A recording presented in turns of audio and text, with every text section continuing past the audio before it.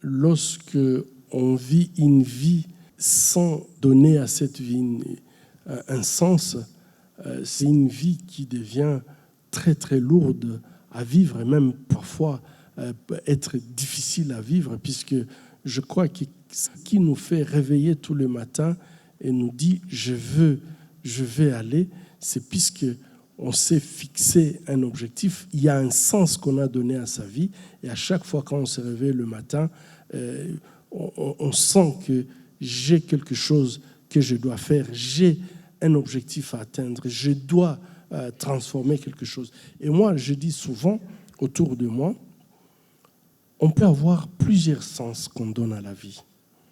On peut avoir des causes différentes.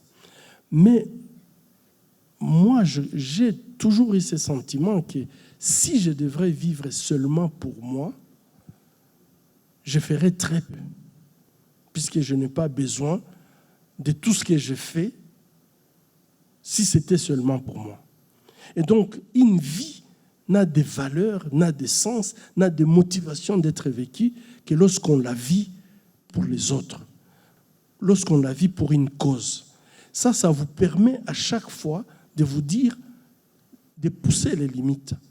Mais si c'était seulement pour nous-mêmes, je crois qu'on peut faire très très peu et de pouvoir continuer à vivre.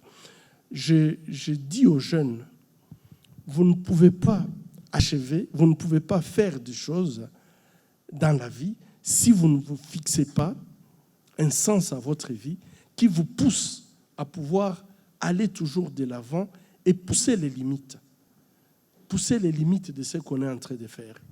Par contre, une vie, lorsqu'on la projette, on la projette pour les autres, c'est une limite difficile à atteindre, mais qui vous pousse chaque matin de vous dire qu'est-ce que je fais encore de plus.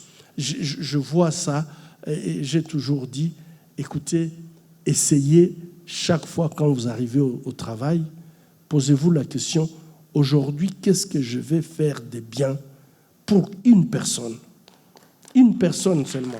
Qu'est-ce que je vais faire de bien pour une personne? Et ça transforme toute votre vie. Plusieurs fois, je me suis trouvé dans une situation où j'avais des questions existentielles, où je me posais vraiment la question à quoi ça servait de continuer à vivre. Et quand vous voyez un enfant de 12 mois violé par un adulte, complètement déchiqueté, il est vrai que c'est révoltant, ça pose beaucoup de questions par rapport tout simplement à l'existence. J'ai une mère, j'ai deux grandes sœurs, comme j'avais dit, je suis le troisième d'une famille et je suis le premier garçon, donc j'ai deux sœurs devant moi. J'ai vécu tout le temps avec ces femmes qui sont mes sœurs, ma mère, mais je ne savais pas la force que revêtaient les femmes, jusque quand je me suis retrouvé dans cette situation de conflit où les femmes sont...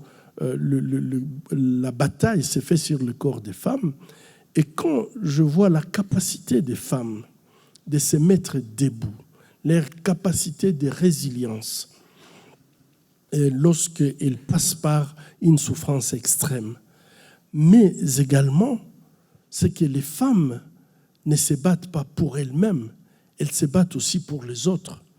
Et à chaque fois quand j'étais dans un état de dépression, que je sentais que je ne pouvais pas continuer, que c'était très difficile, j'ai toujours rencontré une femme qui m'a toujours élevé sur le plan moral et je me sentais toujours très petit par rapport à ces femmes que je trouve souffrent énormément, mais elles ont encore quelque chose à donner aux autres. Et je pense que je ne peux pas me passer de dire cette histoire. Quand j'étais parti en exil, puisque j'avais considéré que c'était trop, quand j'étais attaqué chez moi, ce sont les femmes qui se sont organisées pour vendre les fruits et les légumes. Et grâce à ces prix de fruits et de légumes, elles venaient déposer de l'argent à l'hôpital et ils m'ont écrit « Nous allons continuer à déposer jusqu'à ce que nous ayons un billet pour vous, pour votre famille. Et quand vous arrivez ici, tous les jours, on aura 25 femmes qui vont faire la ronde de votre maison Et si quelqu'un vient vous attaquer, il doit d'abord tuer 25 femmes. Ça, je trouve que c'est formidable. C'est un courage énorme qui vous fait vivre.